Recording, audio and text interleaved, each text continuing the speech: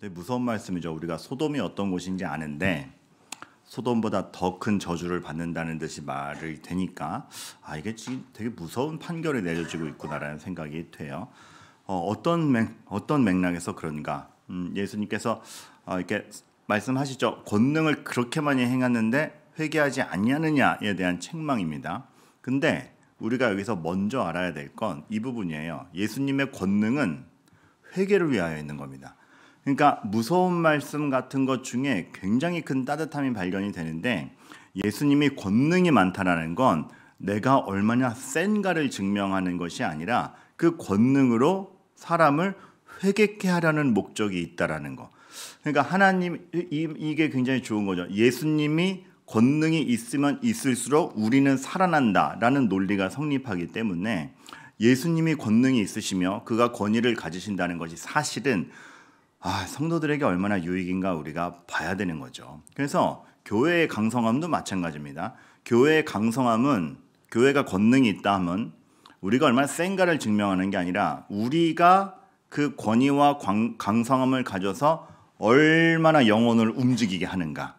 그러니까 센 교회에 오면은 그 교회는 막 못하는 게 없고 영향력이 커 의미보다 그 교회에 가면 영혼이 감동을 받아. 그 교회 가면 영혼이 이게 교회의 진짜 강성함이라는 거 우리가 알아야 되고 우리가 흔히 이제 영향력을 끼쳐야 된다라고 합니다. 근데 우리의 영향력이라는 것도 내가 얼마나 남을 좌지우지하는 위치에 있느냐 보다는 우리로 말미암아 어떤 영혼이 감동을 하느냐, 그 영혼이 움직이느냐, 그 영혼이 이전에 못 보던 것을 보고 진짜 가치를 알아가는가. 누구 때문에? 우리 때문에. 기도할 때도 하늘에 계신 우리 아버지를 먼저 기도하는 것도 영광 다 받으시고 우린 쪼그라들자가 아니라 하나님이 강성한 것으로 우리가 살기 때문에 하나님의 영광이 먼저 외쳐지는 것이고 그 하나님께서는 그 영광을 고스란히 우리한테 담아주고 싶어 하세요.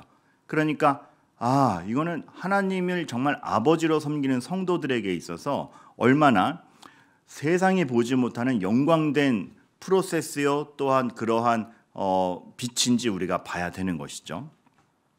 근데 정말 우리는 참 교회를 찾아오는 사람들에게 혹은 믿지 않는 사람들에게 그들이 못 보는 것을 정말 보게 해주는 삶을 사는가, 아니면 그냥 똑같은 구도 안에서 그들은 돈에 의지한다면 우리는 하나님께 의지한다는 것만 다른 건가? 우리 면밀히 살펴봐야 되는 것입니다. 그런 글귀가 생각나요. 멕시코의 어떤 그 시장에 있었던 일을 갖다가 수필처럼 남긴 글귀 하나를 탁 인용한 걸 봤는데, 미국인이 이제 멕시코 여행을 간 거죠. 그러니까 사실 미국인 입장에서 할 때 멕시코의 그 시장은 얼마나 재미도 있으면서 이러고 사는구나 싶겠어요. 그죠? 그래서 하나라도 더 사주고 싶고, 어떤 마음은 자기도 모르게 동정이 깃들어서 막 도와주고 싶은 마음이 들었을 수도 있죠. 근데 거기 한 귀퉁이에서 양파 20줄을 놓고선 이렇게 초라하게 장사하고 있었던 노인이 있었나 봐요. 그래서 이 여행객 미국인이 딱 가서 얘기한 거죠. 멋지게 양파 20줄 다 사겠어. 뭐라 그랬게요? 그 양파 파는 사람이 감사합니다. 양파 20줄 다 사겠어 했더니 안 팔겠다 그랬습니다. 왜 안 팔겠다 그랬게요? 한꺼번에 안 팝니다. 왜요? 왜냐고 물어보니까 이렇게 대답합니다. 제가 왜 지금 대사가 헛갈리냐 하면 자꾸 글자가 없어지지 말아야 되는데 없어지고 있어요. 그래서 뭐가 유연하지가 않죠. 양파 20줄 다 사겠어. 한꺼번에 팔지 않습니다. 좋아할 줄 알았는데 왜요? 나는 내 삶을 살려고 여기에 있습니다. 멋지죠. 내가 이 자리에서 하루 종일 햇빛을 받는 것, 옆 사람과 대화하는 것, 지나가는 사람들과 양파 사러 온 사람들과 대화하는 것, 한 줄기 한 줄기 사가는 사람들과 교제하는 것, 거기에 내 삶이 있습니다. 다 팔면 하루가 끝납니다. 당신의 동정에 입어서 한꺼번에 다 팔지 않습니다. 멋지잖아요. 이렇게 살자는 게 아니라 못 보던 것을 보게 하는가. 사람이 다 자기 기준에서 자기의 행복 기준이 있는데 그게 과연 진짠가? 오히려 이 대화에서 훨씬 격이 있어 보이고 삶을 풍성하게 누리는 건 양파 20줄 많은 그 노인 같습니다. 우리에게 말하자면 그러한 가치가 있는가? 아니면 그저 세상에서 다 보던 것들만 또 보여주는 꼴인가? 우리 한번 신중하게 생각해 봐야 됩니다. 우리가 가지고 있는 천국의 가치와 천국의 원리는 이러한 격과 원리보다 훨씬 더 웅장하다고 생각되는데 우리가 쉽사리 그걸 보여주지 못하고 있습니다. 그러니까 우리가 진짜 강하다는 것, 진짜 강성하다라는 것, 그리고 주님의 권능이 있다라는 것은 뻔한 죄된 세상에서 죄의 논리와 이 땅에서의 그저 물리적 잘살을 넘어서서 거기서 꺼내서 진짜 삶이 무엇인가 영원으로 인도하는 그러한 인도자의 역할이 있었던 것이죠. 그것을 강성함이라고 그러고 권능이었다고 하는 겁니다. 근데 그들이 그걸 못 봅니다. 그 본질을 못 봅니다. 그래서 예수님의 권능은 다시 말하지만 그렇게 영혼을 하나님께로 인도하기 위한 모든 표지였습니다. 근데 사람이 그걸 못 봅니다. 특히나 벳세다와 가버나움에서 지명을 딱 일컬으시죠. 왜 벳세다와 가버나움을 딱 찝어서 말씀하셨냐면 거기서 이적을 많이 행하셨습니다. 대표적으로 공간복음에 나오는 것만 해도 그 눈에 진흙을 발라 눈뜨게 하시는 사건 기억나시죠? 이럴 땐 모르셔도 끄덕이셔야 됩니다. 일단 몇 명 없는데 앞줄이 다 끄덕였거든요. 그럼 끄덕이셔야 돼요. 진흙을 발라서 눈뜨게 하시는 사건, 그 주님의 애정, 그리고 정말 있을 수 없는 일이 있게 하심, 그 눈뜨게 하는 사건이 벳세다에서 있었고, 근데 이 정도가 아니에요. 진짜 중요한 게 벳세다에서 있었어요. 뭐게요? 퀴즈로 한번, 워낙 유명한 사건이라서 벳세다에서 있었던 진짜 유명한 예수님의 이적. 힌트. 오병이어.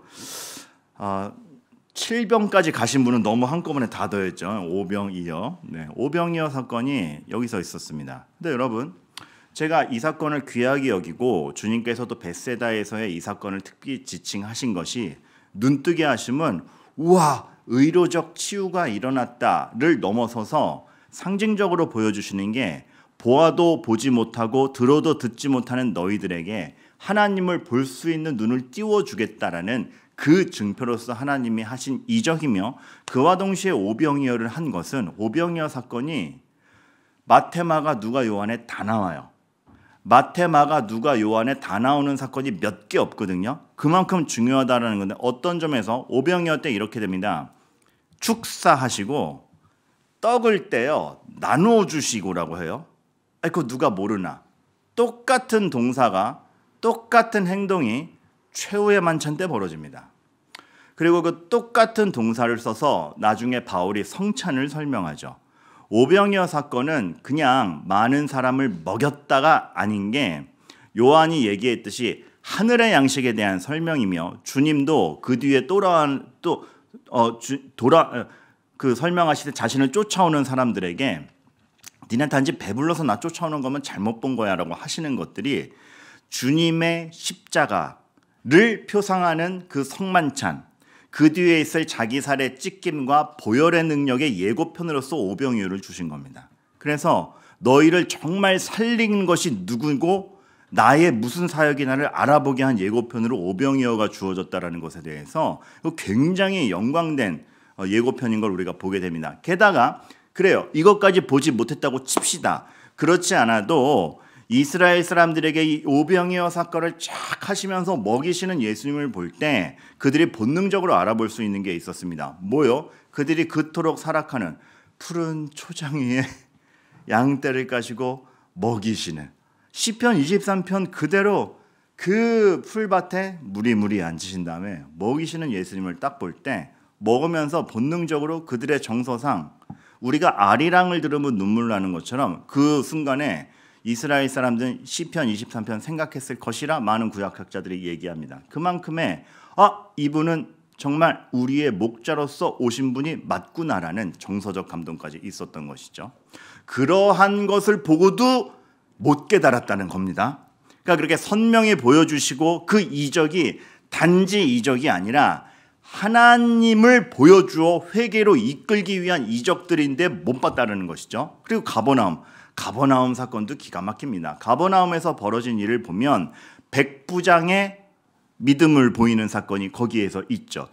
그 가버나움은 굉장히 경제 활성화 도시였습니다. 그렇기 때문에 로마에서도 여기는 우리 군인 좀 배치해야겠는데 싶어서 로마 군인이 파견돼 있었고, 거기서 파견되었던 이방인 백부장이 여기서 나오는 백부장입니다. 8장 13절에서 나오는. 그래서 가버나움에 그러한 백부장이 편성돼 있었는데 그 백부장을 만나서 벌어진 일이 무엇이냐?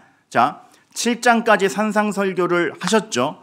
그 다음에 8장에 넘어오자마자 나병 환자를 만나고 그 다음에 만나는 게 이 백부장인데 의미가 크죠. 왜요? 나병 환자, 이스라엘의 율법에 자격 없는 자 아닙니까? 백부장, 이방인입니다. 구원의 대상이 아닌 이들을 고치시고 구원의 대상이 아닌 이들에게 너 믿음이 크다라고 선언하심으로써 그들이 못 보던 것을 보게 하는 거죠. 왜요? 천국은 믿음으로 가는 거다. 너희들이 율법을 오해했다. 그 율법이 결국 지시하고 그 율법이 결국 보여주는 것이 하나님의 사랑이요 예수 그리스도라는 메시아 구원자를 보며 그로 말미암아 제사장 된 너희 나라를 통해서 하나님의 구원 사역이 펼쳐지는 것으로 아무도 소외되는 자 없으며 이방인에게까지 믿음만 있으면 구원을 얻을 수 있다는 복음을 전해야 되는데 니네 그거 못하고 있었다를 산상설교 다음에 이걸 딱딱 만나시면서 보여주는 거죠. 그래서 구원은 무엇이다? 나 그리스도를 누구로 알고 있는가? 그래서 백부장에게 말씀하시잖아요. 네 믿은 대로. 뭘 믿었죠? 백부장이 믿은 건 당신은 병 고칠 줄 아는 용한 사람입니다. 이 정도 아니었어요. 당신은 권위가 있는 사람입니다. 말로만 하세요. 말로만. 나도 백부장으로서 말하면 쫄병들이 움직이는데 나는 당신이 우리 지성과 우리의 감각과 우리의 질서를 넘어서는 권위자인 거 압니다. 그래서 말씀만 하셔도 이 몸의 병이 낫게 하는 본질적인 걸 움직일 수 있는 분인 걸 압니다.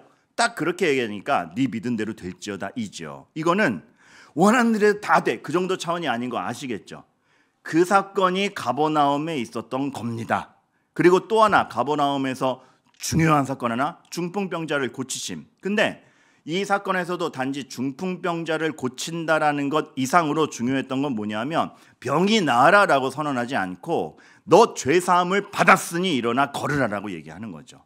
그래서 우리의 비극이 어디에서 시작되고 예수님이 지금 이적을 베푸시는 게 단지 물리적 환경 개선이 아니라 인간을 비탄과 어려움으로 빠뜨린 본질적 죄를 해결하셔서 원래대로 다 돌아오게 하시는 분인가? 그래서 죄는 단지 윤리적 차원이 아니라 눈에 보이는 행동과 조건의 차이가 아니라 하나님과 단절됐던 관계를 회복시키는 것인지 그거 알라는 것이죠.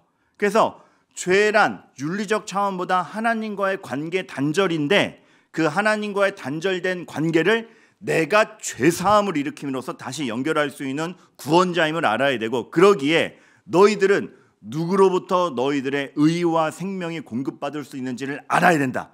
그것은 너희들의 실력, 너희들의 행위, 너희들이 가지고 있는 율법이 아니라 그 율법이 가리키는 그리스도로 말미암아로다를 가버나움에서 보여주셨는데 말을 안 들어요. 그러니까 뭐예요? 심판이 크다. 아이고야. 여러분, 저는 오싹해지는 게 뭐냐면 성경을 들고 완성된 성경을 들고 읽지 않고 깨닫지 못하는 채로 산다? 우리도 그렇지 않겠습니까? 그러니까 우리는 은혜 입은 자로서 방심할 수 없는 것이고, 사실은 얼마나 은혜의 방편으로서 하나님이 이 시대에도 더 명확하고 더 강력하게 아버지 하나님의 복음으로 초대하고 있는데 우리가 무엇을 방관하고 있거나 혹은 방심하고 있는지 면밀히 봐야 되는 것입니다. 그래서 우리는 늘 사랑에 대한 감동과 그 사랑을 미처 알아보지 못하는 우리의 영적 둔함에 대해서 경계하며 날마다 가야 되는 것, 그것이죠. 그래서 항상 우리의 본성의 그 죄의 장벽을 깨가는 것, 성화라고 하며 그것을 위해서 우리가 날마다 기도하는 것이며 일용할 양식을 구하는 심정으로 기도가 필요 없는 날은 없다. 날마다의 은혜를 구하며 그 믿음이 무엇인가에 대해서 성경을 보면 나아가는 것, 이것이 굉장히 일상적 루틴인 것 같지만 교회가 늘 소중히 여기는 이유인 것입니다. 아까도 얘기했지만 주님은 그러한 권능과 기적을 보이신 것이 놀라게 하고 싶고 자랑하고 싶은 게 아니라 우리를 회개하게 하고 싶어하는 것, 그 사랑과 애정 가운데 있음을 우리가 알아야 되고, 그러니까 죄란 아까도 얘기했지만 윤리적 차원보다 관계의 단절임을 알 때에 우리가 정말 하나님 앞에서 그거를 바로 세워가야 된다는 것을 알 수 있고, 그것이 누구로부터도 아니고 정말 예수님으로부터 공급받을 수 있다는 걸 알 때 우리가 정말 뭐를 갖다가 집중해야 되는지 알 수 있는 것이죠. 우리는 좀 더 뭔가 선명하기 바라죠. 그리고 우리는 하나님 좀 뭔가 화끈하고 통쾌한 걸 보여주시면 저도 하겠는데요 싶을 때가 있죠. 근데 제가 오늘 말씀을 통해서 좀 보고 싶은 건 뭐냐면, 여러분, 바로가 이스라엘에서 이스라엘 자체가 명확한 기적을 못 봐서 타락합니까? 바로는 대놓고 10가지 재앙을 봐요. 자기 백성 제외되고 이스라엘만 딱 재앙이 미치지 않는 걸 봐요. 순종 안 하죠. 아합은 자기가 밀어주던 바알 선지자가 엘리야 한 명에게 몇백 대 1로 싸우는데 지는 걸 알아요. 근데 그래서 오 하나님 하지 않고 엘리야 죽여버려가 되죠. 이스라엘이 홍해바다가 갈라지는 걸 못 봐서 광야에서 타락합니까? 명확하게 못 봐서 타락하나요? 아니요. 여기서 죄의 무서움이 나오는데, 죄는 자기 확신을 넘어서지 않는 무감각입니다. 하나님이 명확히 보여주는데 그거보다 자기 확신, 내가 추구하는 것, 내 유익이 더 우선인 거예요. 자기 확신을 넘어서지 못하는 하나님에 대한 무감각, 이 죄 무서운 겁니다. 그래서 우리가 더더욱 하나님의 은혜에 엎드려지고 구할 수밖에 없는 것이에요. 여러분, 제가 오늘 오전 부모 기도회 때도 그런 얘기를 했는데, 순종이 뭐냐? 순종이 죄의 개념을 아까 얘기했듯이 하나님과의 관계 단절이며, 우리 측면에서는 내 확신을 넘어서지 못하는 하나님에 대한 무감각이라고 봤을 때, 그래서 순종이 중요한 건데, 순종은 내가 이만큼 충성해 로 가면 이거 실패입니다. 순종은 야, 저 사람 정말 하나님 앞에 순종 진짜 충성되다. 그래서 내 충성도를 증명하는 게 순종이면 살짝 빈트 나갈 수 있습니다. 순종의 진짜 의미는 뭐냐면, 하나님, 내 방법이 틀리더이다. 그래서 하나님 말씀대로 하겠나이다가 순종입니다. 얼마나 은혜를 기대며 얼마나 우리에게 하나님이 필요하며 내 확신보다 하나님이 필요함을 하나님에게 기대 가는 것을 보이는 것이 우리의 어떤 순종이며, 더 나아가서는 그것이 하나님을 기대이며, 더 나아가서는 그 하나님께 집중하는 걸 우리가 믿음이라고 하는 것이고, 그 하나님께 집중하기 위해서 내가 그 하나님께 다가갈 수가 없는데요. 그래서 그리스도를 의지하는, 십자가를 믿는다라고 하는 게 우리에게 있어서 믿음의 본질이 되는 것이죠.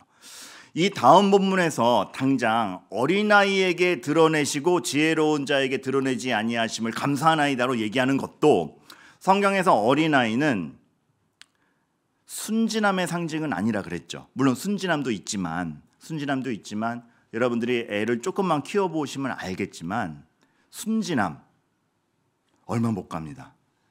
작은 악덩어리인 걸 여러분 우리 예이어 친구들 미안해요.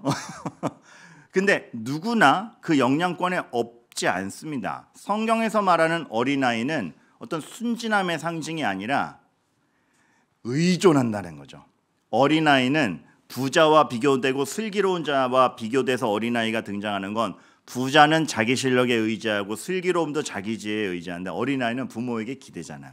그런 어린아이에게 드러내심을 감사하나이다에서 죄를 넘어서서 하나님께 기댈 수 있는, 심령이 가난하여 두드릴 줄 아는, 통틀어서 은혜를 기댈 줄 아는 사람에 대한 상징인 것입니다. 그래서 다음 본문에 자기 실력이 아니라 어린아이로서 대표되는 이들에게 하나님의 진리가 깨우쳐지는 것, 그리고 수고하고 무거운 짐진 자들아까지 나오는 것이 진짜 믿음이 무엇이며 은혜가 무엇인지에 대한 개념을 뚜렷이 잡아가는 그러한 논지라는 걸 우리가 알 수 있는 것이죠. 그러면 그 은혜의 공급자는 누구냐라고 했을 때 사실 돌고 돕니다. 하나님께 집중할 수밖에 없는 그것에 대해서 오늘 예수님은 굉장히 비중 있게 짧지만 굵게 그 마을에 일어났던 일들을 상기시키시면서 말씀하고 있는 것이죠. 근데 여러분 하나 이런 개념이기 때문에 여러분들이 좀 실천적으로 아셔야 될 게 죄를 안다는 것과 죄책감이 좀 다르다라는 걸 여러분들이 아시기를 바랍니다. 저는 성경을 통해서 여러분들이 죄인임을 알고 죄가 얼마나 심각하며 죄에 대해서 분명히 알고 여러분의 실력으로 극복 못하는 것임을 알기를 바라겠습니다. 그런데 그게 잘못되어서 죄책감으로 빠져들진 않기를 바랍니다. 무슨 차이냐? 하나님께서 성경 전체를 통해서 죄를 알려주시는 것은 그 죄의 무게 가운데 그거를 극복할 수 없는 우리의 비참함을 알려주시는 것은 그래서 죄책감을 가져라가 아니라 그 죄의 무게보다 큰 은혜의 깊이를 알게 하시고자 함입니다.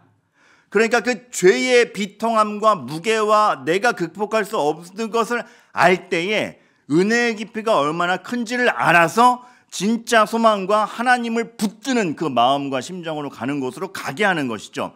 율법이 죄를 깨닫게 하면 우리를 비참하게 만들고자 함이 아니라 그리스도에게로 가는 몽학선생, 초등교사, 주님이 필요하거나 가난한 심령으로 구하고 두드리는 자가 될 수밖에 없는 자로 만들고자 함이고 죄의 절망만큼이나 십자가의 신비가 크다는 걸 알려주시기 위함입니다. 근데 제가 왜 이 말씀을 드리냐면 잘못 교육하면 죄에 대한 심각성을 십자가로 인도하는 몽학선생으로 쓰지 못하고 그냥 그 성도 자체를 죄책감에 빠뜨리는 경우가 너무 많기 때문에 그렇습니다. 그래서 교회에 여러분들 누구에게 권고하시던 어떤 초신자를 다루든 어려움 속에 있는 사람에 권고하든 자녀를 가리키든 죄는 분명하게 설명하되 죄를 알기 때문에 그거의 해결자이신 그리스도를 진하게 만나게 해야지 죄책감에 빠뜨리면 안 됩니다. 근데 우리는 보통 죄책감에 빠뜨려요. 나도 모르게. 너 어쩔라 그래. 저도 옛날에 주일학교 때 그 얘기 많이 들었어. 너 그따위라서 천국이나 가겠어? 죄책감에 빠뜨리는 말이 아니라 십자가로 인도해야죠. 여러분, 죄책감도 과도하면 교만입니다. 왜요? 어쨌건 자기 상태로 계속 승부를 거는 것이기 때문에 그렇습니다. 저는 죄인입니다는 겸손일 수도 있는데 과도하면 교만입니다. 왜냐하면 그리스도께 가지 않고 계속 자기 실력과 자기 상태에 빠져들기 때문입니다. 우리는 이 경계를 잘 봐야 돼요. 그래서 드리는 말씀인데 내일 수능을 앞두고 이 말씀을 적용하자면 여러분 자녀들이 죄책감을 느끼지 않게 하셔야 돼요. 하나님이 얼마나 그들의 모자람과 결핍과 실수에도 불구하고 인생을 인도해 가시는지를 보게 해야 돼요. 그래서 성실과 질서를 세우신 하나님 앞에 최선을 다하여 성실한 만큼의 결과를 거두도록 기도하고 그런 의미에서 이 땅의 삶을 살아가야 되게 시험 잘 봐라라고 해야 되지만 시험을 망쳤다고 어쩔라 그래라고 하지 않는 겁니다.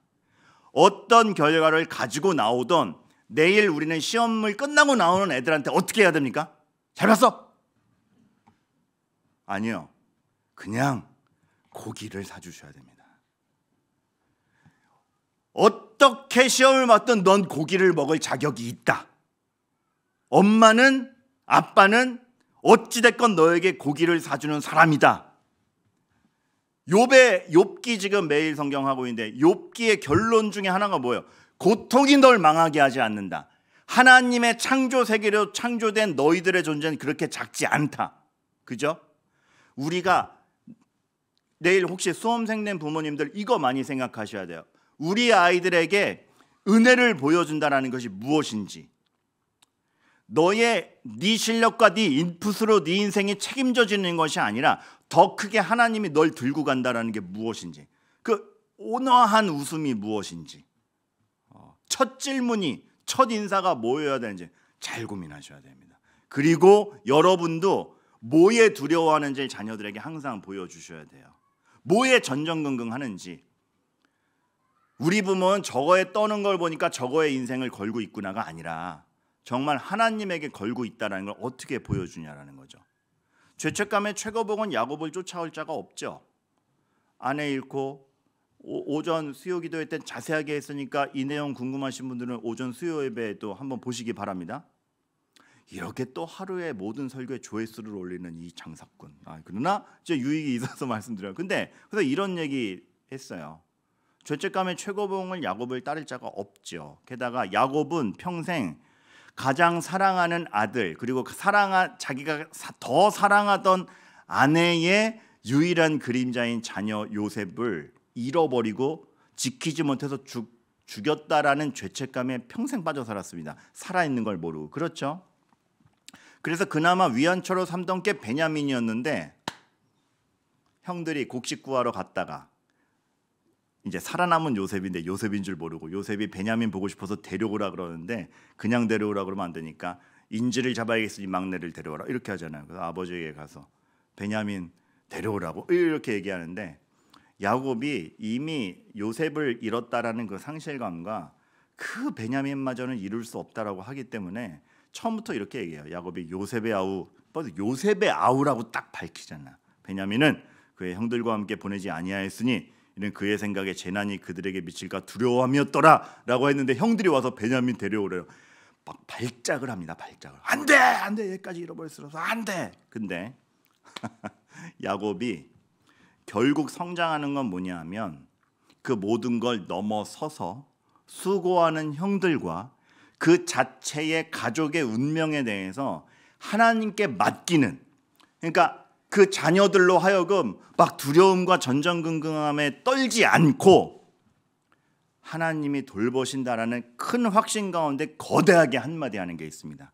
자기의 발작과 죄책감과 집착을 넘어서서 결국은 베냐민 보내거든요. 그러면서 형들에게 이렇게 얘기하죠. 너희에게 베냐민을 데려온 자에게 하나님의 은혜가 있어서 모두가 무사히 돌아오기를 바란다. 근데 그 다음에 끝내주는 말이 나와요. 요셉 잃은 줄 알았고 베냐민에게 발작 버튼 가지고 있는 야곱이 끝내주는 말이에요. 근데 내가 자식을 잃으면 이르리로다. 넘어서는 거죠. 보내는 형들에게, 베냐민에게 하나님 손길에 있다. 인생 우리 손에 달려있지 않다. 잃으면 이룰 수 있는 거 인생이다. 이게 포기하는 말이 아니라 진짜 은혜에 기대는 사람이 되는 거예요. 바울의 그 말과 똑같은 겁니다. 내 은혜가 내게 족하다. 이 간질병 좀 없어 주세요. 이게 뭡니까? 를 넘어서서 괜찮다니까 은혜가 족하다를 인정하는, 제 몸도 제 것이 아니요 나의 기량으로 나의 사역과 나의 인생이 점철되는 것도 아니며 정말 하나님께 기댔을 때, 하나님의 은혜에 의지했을 때 진짜 할 수 있는 말, 이것이죠. 그것을 우리가 말할 줄 알아야 되고 내 자신의 인생에서도 결의할 줄 알아야 되고 우리 자녀들에게도 보여줘야 되고. 근데 그런 의도로 보여주신 수많은 권능을 보고도 회개치 아니하니 얼마나 악한 겁니까? 사실 우리는 이 본문을 보면서 성경 공부 주제가 많아요. 도대체 그렇다면 기적을 보고도 변치 않는 그 인간의 완악함은 무엇이고, 구원은 어디에서 오며, 그럼 그 구원의 프로세스는 무엇이고, 은혜는 어떻게 작동하며. 그래서 사실 그 조직신학 분과나 교리로 가면 이러한 말씀 하나, 이 문맥, 이거와 연관돼서 여러 가지를 해서 구원의 프로세스와 은혜의 작용과 어떤 그 성령이 무엇이, 이런 논의가 많이 이루어집니다. 그래서 굉장히 재미있는 본문이고 살펴볼 게 많아요. 근데 그래서 저도 오늘 그거를 좀 다룰까 했는데 그러한 글을 텍스트를 하나 읽다가 한 그 청교도 목사님의 후려치는 말이 있어가지고 이거 싹 내려놓고 마지막 결론 하나만 들고 나왔어요. 왜냐하면 그 목사님도 이 구원의 프로세스와 은혜의 작용과 참 그런 이 완악함을 주도하는 게 누구며 믿음을 갖게 되는 것이 무엇이냐를 막 논의하다가 그 청교도 목사님이 이런 얘기를 해요. 그런데 이런 프로세스를 논의하다가 우리가 진짜 본질적인 걸 놓친다. 뭐냐? 그래서 결국 우리가 알아야 될 거, 내가 그러면 믿고 있다라는 게 얼마나 큰 권능을 넘어선 것이며, 이렇게 명확한 것을 보고도 좋은 조건을 가지고도 회개치 아니하는 사람들과 달리 내가 하나님을 아버지로 믿고 있다라는 것은 얼마나 지금 입고 있는 사랑이 거대하며 신비한 일이 있는가. 내가 이미 하늘에 계신 우리 아버지요로 기도하고 있다라는 것이 얼마나 큰 은혜와 신비가 작동하고 있는가. 일단 그거부터 봐라. 그거에 감동하고 하나님을 부르짖으라. 이 논리적인 프로세스 공부이잖아. 마음을 후려치죠. 그래서 그랬구나. 무엇이? 솔로몬의 영광보다 하나님의 은혜를 입은 게 크다라는 말이 이것이었구나. 여러분, 그것을 입고 계신 게 저와 여러분들이고, 믿음이란 그렇게 광대하고 신비하며 위대한 것이고, 우리가 그 믿음으로 죄를 지각하며 회개하며 하나님께 갈 수 있다는 건 너무나 큰 것입니다. 그 하나님을 바라보며 하나님과 동행하고 하나님을 아버지라 부르며 살아가는 인생에서 교회가 권능이 있다라는 것이 얼마나 더 많은 영혼들을 그 영혼의 참다운 것을 볼 수 있도록 흔들어 놓고 감동을 주고 서로 간에 위로해야 되는 곳인지를 우리가 서로 간에 알게 되기를 바랍니다. 그리고 우리는 우리의 믿음이 좋은 만큼 옆 사람에게 그래서 넌 잘못됐어라는 비교를 보이는 게 아니라 우리의 강성한 만큼 옆 사람이 하나님을 더 볼 수 있도록 도와주게 하는 것이 교회임을 우리가 서로 간에 알게 되기를 간절히 바라는 것이죠. 그러한 결의와 사랑과 은혜가 충만하게 바라고, 특별히 내게 수능이니까 온 가정이 그 자녀들에게 하나님의 그 은혜를 보여주게 되기를 간절히 소망합니다.